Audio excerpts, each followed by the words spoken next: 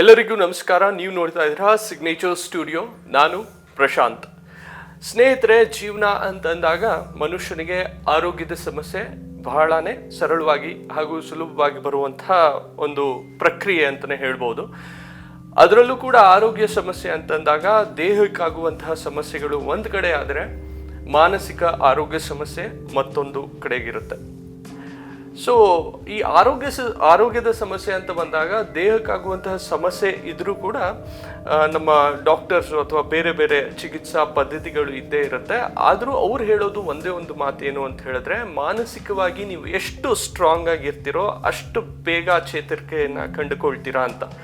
So ಸುಲಭವಾಗಿ ಸರಳವಾಗಿ ಹೇಳಬೇಕು ಅಂತಂದರೆ, ಯಾವುದೇ ರೀತಿ ಮೆಡಿಸಿನ್ಸನ್ನು ನಾವು ತಗೊಳ್ಳೋದೇ ಆದರೆ ಅದ್ರ ಜೊತೆಗೆ ಮಾನಸಿಕವಾಗಿ ಕೂಡ ನಾವು ಸ್ಟ್ರಾಂಗ್ ಆಗಿದ್ದಲ್ಲಿ ಬೇಗನೆ ಕ್ಯೂರ್ ಆಗುವಂತಹ ಒಂದು ಪ್ರೊಸೀಜರ್ನ ಎಲ್ಲ ಚಿಕಿತ್ಸಾ ಪದ್ಧತಿಯಿಂದ ಕೂಡ ನಾವು ಕಂಡುಕೊಳ್ಳಬಹುದು. ಸೊ ಹಾಗೆಯೇ ಇವತ್ತಿನ ಕಾರ್ಯಕ್ರಮದಲ್ಲಿ ದೈಹಿಕ ಆರೋಗ್ಯ ಸಮಸ್ಯೆಯ ಜೊತೆಗೆ ಮಾನಸಿಕವಾಗಿ ಹೇಗೆ ನಮ್ಮ ಆರೋಗ್ಯವನ್ನು ಕಾಪಾಡಿಕೊಳ್ಬೇಕು ಅಂತ ಹೇಳೋದಕ್ಕೆ ಸಾಕಷ್ಟು ಚಿಕಿತ್ಸಾ ಪದ್ಧತಿಗಳು ಇದೆ. ಸೊ ಅದರಲ್ಲಿ ಮುಖ್ಯವಾಗಿ ಈ ಕಾಸ್ಮಿಕ್ ಹೀಲಿಂಗ್ ಅನ್ನೋದನ್ನ ನಾವು ಬಹಳಷ್ಟು ಕಡೆ ಕೇಳಿರೋದು ಇದ್ದೇ ಇದೆ, ನೀವು ಕೂಡ ಕೇಳಿರ್ತೀರ.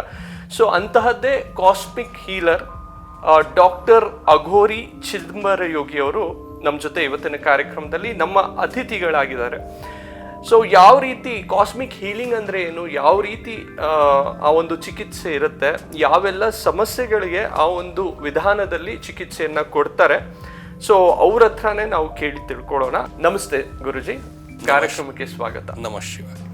ಸೊ ಅಘೋರಿ ಅಂದಾಕ್ಷಣ ಗುರುಜಿ, ನಮಗೆ ಮೊದಲಿಗೆ ಕಲ್ಪನೆಗೆ ಬರೋದು ಮೈ ತುಂಬ ಬೂದಿಯನ್ನ ಬಳಕೊಂಡಿರತಕ್ಕಂಥವ್ರು, ಜಟೆಯನ್ನ ಬಿಟ್ಕೊಂಡಿರ್ತಕ್ಕಂಥವ್ರು, ರುದ್ರಾಕ್ಷಿ ಹಾಗೆ ಕೈಯಲ್ಲಿ ಕಪಾಲವನ್ನ ಹಿಡ್ಕೊಂಡಿರ್ತಕ್ಕಂಥವ್ರು.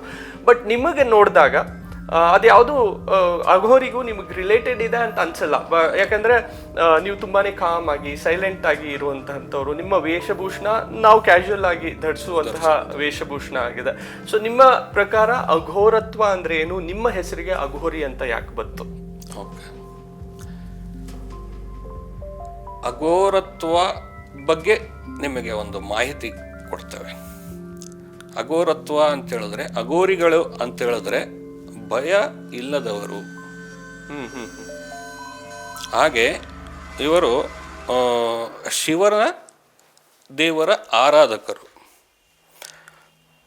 ಶಿವದೇವರ ಏನು ಉಗ್ರ ಸ್ವರೂಪಿಯಾದಂತಹ ಅವರ ರೂಪದಲ್ಲಿ ಒಂದಂತಹ ಏನು ಕಾಲಭೈರವನ ಆರಾಧಕರು. ಕಾಲಭೈರವನ ಆರಾಧಕರು ಹಾಗೆ ತಾಯಿ ಚಂಡಿಕಾ ಮಾತೆಯ ಅನುಯಾಯಿಗಳು. ಅವರ ಉದ್ದೇಶ ಒಂದೇ, ಮುಕ್ತಿ, ಮೋಕ್ಷ ಪ್ರಾಪ್ತಿ ಮಾಡ್ಕೊಳ್ಳೋದು ಅವರ ಮೂಲ ಉದ್ದೇಶ ಒಂದು. ಹಾಗೆ ಶಿವನ ಆರಾಧನೆ ಅವರ ಮೂಲ ಗುರಿ. ಇವರು ಬೇರೆ ಬೇರೆ ಥರದಲ್ಲಿ ಅಂದರೆ ವಾಸ ಅಂತೇಳಿ ಹೋದರೆ ಅವರು ಸಿಗೋದು ನಿಮಗೆ ಸ್ಮಶಾನವಾಸಿಗಳು. ಹಾಗೆ ಈ ಗಂಗಾ ತೀರದಲ್ಲಿ ಅವರು ಕಾಣಿಸ್ತಾರೆ. ಹಾಗೆ ಅವರ ಉದ್ದೇಶ ಏನಂತ ಹೇಳಿದ್ರೆ, ಮೂಲ ಉದ್ದೇಶ ಶಿವದೇವರ ಒಂದು ಪ್ರಾಪ್ತಿ, ಅವರ ದರ್ಶನ, ಹಾಗೆ ಮೋಕ್ಷ ಪ್ರಾಪ್ತಿ. ಅದೇ ಥರದಲ್ಲಿ ಈ ಸಾಮಾಜಿಕವಾಗಿ ನೋಡ್ತಾ ಹೋದರೆ ಮೂಲ ಉದ್ದೇಶ ಬಂದ್ಬಿಟ್ಟು ಒಳ್ಳೇದು ಮಾಡಬೇಕು ಜನರಿಗೆ. ಅವರಲ್ಲಿ ಬಹಳಷ್ಟು ಶಕ್ತಿಗಳು, ಅವರ ಒಂದು ಸಾಧನೆ ಬೇರೆ ಯಾರಿಗೂ ಬರೋದಿಲ್ಲ, ಅಷ್ಟು ಸುಲಭವಾಗಿ ಬರೋದಿಲ್ಲ. ಆ ಸಾಧನೆಗೆ ಮೀರಿದಂತಹ ಶಕ್ತಿ ಅವರಲ್ಲಿರ್ತದೆ. ಅವರು ಆ ಥರ ಕಾಣಿಸ್ದೇ ಇರ್ಬೋದು, ಆದರೆ ಬಹಳಷ್ಟು ಶಕ್ತಿಯನ್ನು ಅವರು ಪಡ್ಕೊಂಡಿರ್ತಾರೆ. ಸೊ ಅಘೋರಿಗಳು ಸನ್ಯಾಸಿಗಳ? ಹೌದು, ಅಘೋರಿಗಳು ಸನ್ಯಾಸಿಗಳಾಗಿರ್ತಾರೆ. ಆದರೆ ನಮಗೆ ಅಘೋರಿ ಗುರುಗಳ ದೀಕ್ಷೆ ಆಗಿದೆ. ಹಾಗೆ ಅಘೋರಿ ಗುರುಗಳ ದೀಕ್ಷೆ ಆದ ಮೇಲೆ ಅವರ ಒಂದು ಮಾರ್ಗದರ್ಶನದಲ್ಲಿ ನಮಗೆ ಸಾಧನೆ ಮಾಡುವ ಸಂದರ್ಭದಲ್ಲಿ ನಮಗೆ ಮಹಾವತಾರ್ ಬಾಬಾಜಿ ಅವರು ದರ್ಶನ ಕೊಟ್ಟಿದ್ದಾರೆ. ಹಾಗೆ ನಮಗೆ ಆ ಒಂದು ಏನು ಈ ಒಂದು ಸಾಂಸಾರಿಕ ಜೀವನದಲ್ಲಿ ಇದ್ದು ಬಿಟ್ಟು ಈ ಸಮಾಜ ಸೇವೆಯನ್ನ ಮಾಡೋದಕ್ಕೋಸ್ಕರ ನಮಗೆ ಅವರು ನಮ್ಮ ಜೊತೆಯಲ್ಲಿ ಇದ್ಕೊಂಡು ನಾವು ಏನ್ ಹೇಳ್ತೀವಿ ಆಸ್ಟ್ರೋ ಗುರುಸ್ ಅಂತ ಹೇಳ್ತೇವೆ. ಹೌದು. ಆಸ್ಟ್ರೋ ಗುರುಗಳು ಕಣ್ಣಿಗೆ ಕಾಣೋದಿಲ್ಲ, ಅವರು ಅವರ ಆದೇಶಗಳು ಮಾತ್ರ ನಮಗೆ ಕೇಳಿಸ್ತವೆ. ಆ ರೀತಿಯಲ್ಲಿ ನಮ್ಮ ಕೆಲಸಗಳು ನಡೀತಾ ಬಂದಿರತಕ್ಕಂಥದ್ದು. ಅವರ ಆದೇಶವನ್ನ ಪಾಲಿಸೋದು ನಮ್ಮ ಪರಮ ಗುರಿ. ಓಕೆ. ಸೊ ಈಗ ನಾನು ಹೇಳ್ದಂಗೆ ಅಘೋರತ್ವ ಅಂತಂದಾಗ ದೇಶವನ್ನ ತೊರೆಯೋದು, ಮನೆಯನ್ನ ತೊರೆಯೋದು, ಕಾಡುಗಳಲ್ಲಿ ಅಥವಾ ಸ್ಮಶಾನಗಳಲ್ಲಿ ವಾಸ ಆಗಿರ್ತಕ್ಕಂಥವ್ರು. ಹೌದು. ಸೊ ನೀವು ಸಮಾಜದಲ್ಲೇ ಇದ್ದುಕೊಂಡು ಅದೇ ದೀಕ್ಷೆಯನ್ನ ತಗೊಂಡು ಸಮಾಜ ಕಲ್ಯಾಣಕ್ಕೆ ನೀವು ಕೆಲಸವನ್ನ ಮಾಡ್ತಕ್ಕಂಥದ್ದು ಒಂದ್ ಕಡೆ. ಸೊ ಇದಕ್ಕೂ ಅದಕ್ಕೆ ಏನ್ ಡಿಫ್ರೆನ್ಸ್ ಇದೆ ಗುರುಜಿ? ಅವ್ರಿಗೂ ಅದೇ ರೀತಿ ದೀಕ್ಷೆಯನ್ನ ಸಿಕ್ಕಿರತ್ತಾ? ನಿಮಗ್ ಸಿಕ್ಕಿರುವಂತ ದೀಕ್ಷೆ ಸಿಕ್ಕಿರತ್ತಾ, ಅಥವಾ ಅವ್ರಿಗೆ ಬೇರೆ ತರ ದೀಕ್ಷೆ ಅಥವಾ ಪ್ರೇರಣೆ ಕೊಡುವಂತವ್ರು ಬೇರೆಯವರಾಗಿರ್ತಾರ, ಸ್ವಪ್ರೇರಿತರಾಗಿರ್ತಾರೆ.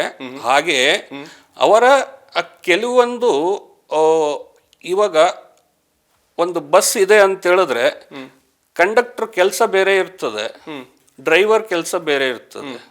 ಕಂಡಕ್ಟರ್ ಕೆಲಸ, ಡ್ರೈವರ್ ಕೆಲಸ ವಹಿಸಿರತಕ್ಕಂಥ ಅವರವರ ಕೆಲಸ. ಹಾಗಾಗಿ ಇವಾಗ ಡ್ರೈವರು ಕಂಡಕ್ಟರ್ ಕೆಲಸ ಮಾಡಕ್ಕಾಗಲ್ಲ, ಕಂಡಕ್ಟರ್ ಡ್ರೈವಿಂಗ್ ಮಾಡಕ್ಕಾಗಲ್ಲ ಅಟ್ ದ ಸೇಮ್ ಟೈಮ್ ಬಸ್ಸನ್ನ. ಬಟ್ ಇಬ್ಬರ ಉದ್ದೇಶನು ಜನರಿಗೆ ಅವರ ಒಂದು ಡೆಸ್ಟಿನೇಷನ್ಗೆ ತಲುಪಿಸುವುದು ಅಂತ ಹೇಳ್ತೀರ ನೀವು? ಹೌದು ಹೌದು. ಹಾಗೆ ನಮಗೆ ಏನಂತ ಹೇಳಿದ್ರೆ, ನಮಗೆ ಕೊಟ್ಟಿರೋ ಆದೇಶ ಏನಕ್ಕೆ ಅಂತ ಹೇಳಿದ್ರೆ, ಇವಾಗ ಒಬ್ಬೊಬ್ಬರಿಗೆ ಒಂದೊಂದು ಕ್ವಾಲಿಟೀಸ್ ಇರ್ತವೆ. ಅದು ಹುಟ್ಟತಾನೆ ಬಂದಿರ್ತದೆ, ಬೈ ಬರ್ತ್ ಬಂದಿರತಕ್ಕಂಥ ಏನು ಕ್ವಾಲಿಟೀಸ್ ಇರ್ತದೆ ಆ ರಿಲೇಟೆಡ್ ಆಗಿ ಅವರು ಕೆಲಸಗಳನ್ನ ವಹಿಸ್ತಾರೆ.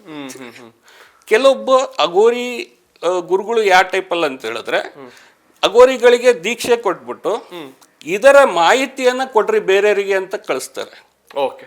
ಅದೇ ಟೈಪಲ್ಲಿ ಅವರು ಮಾಡ್ತಕ್ಕಂಥದ್ದು ಒಂದೇ ಕೆಲಸ, ಬಟ್ ನಾವು ಮಾಡ್ತಿರಕ್ಕಂಥದ್ದು ಬಟ್ ಸೇಮ್ ಕೆಲಸ ಒಂದೇ ಆದ್ರೂ ಇನ್ನ ಡಿಫ್ರೆಂಟ್ ವೇನಲ್ಲಿ ನಾವು ಮಾಡ್ತಾ ಇದ್ದೇವೆ. ಓಕೆ. ಸೊ ಈ ರೀತಿ ನಿಮ್ಮ ಹೆಸರಿಗೆ ಅಘೋರಿ ಅನ್ನೋದು ಸೇರ್ಪಡೆ ಆಗುತ್ತೆ. ಹೌದು. ಗುರುಗಳ ದೀಕ್ಷೆ ಆದ್ಮೇಲೆ ಅದನ್ನ ಕೊಡ್ತಕ್ಕಂಥದ್ದು. ಅದು ಸುಲಭವಾಗಿ ಸಿಗೋದಿಲ್ಲ, ಅದಕ್ಕೆ ಬಹಳಷ್ಟು ಕಟ್ಟುನಿಟ್ಟುಗಳಿದಾವೆ. ಹಾಗೆ ಅದಕ್ಕೆ ಕೆಲವೊಂದು ಪದ್ಧತಿ ಇದೆ, ಪರ್ಟಿಕ್ಯುಲರ್ ಪ್ರೊಸೀಜರ್ ಇರ್ತದೆ, ಆ ರಿಲೇಟೆಡ್ ಅಲ್ಲೇ ಮಾಡ್ಬೇಕಾಗ್ತದೆ. ಹಾಗಾಗಿ ಅದು ಎಲ್ಲದೂ ಕೂಡ ನಾವು ಎಕ್ಸ್ಪೋಸ್ ಮಾಡಕ್ ಆಗಿಲ್ಲ. ಈ ಒಂದು ನಮ್ಮ ಒಂದು ಸಮಾಜದಲ್ಲಿ ಆ ಒಂದು ಏನ್ ಪ್ರೊಸೀಜರ್ ಇರ್ತದೆ, ನಾವೇನು ಫಾಲೋ ಅಪ್ ಮಾಡ್ತೀವಿ, ಗುರುಗಳಿಂದ ಏನ್ ನಮಗೆ ದೀಕ್ಷೆ ಸಿಗ್ತದೆ, ಆ ರಿಲೇಟೆಡ್ ಆಗಿ ನಾವು ಎಲ್ಲೂ ಕೂಡ ಎಕ್ಸ್ಪೋಸ್ ಮಾಡೋ ಆಗಿಲ್ಲ. ನಮ್ಮ ಗುರುಗಳ ಹೆಸರನ್ನ ನಾವೆಲ್ಲೂ ಹೇಳಂಗಿಲ್ಲ. ಓಕೆ. ಸೊ ಗೊತ್ತಾಯ್ತು ಗುರುಜಿ, ನಿಮ್ಮ ಹೆಸರಿಗೆ ಹೇಗೆ ಅಘೋರಿ ಅಂತ ಬಂತು ಅಂತ ನಮ್ಮ ವೀಕ್ಷಕರಿಗೂ ತಿಳಿದಿರುತ್ತೆ.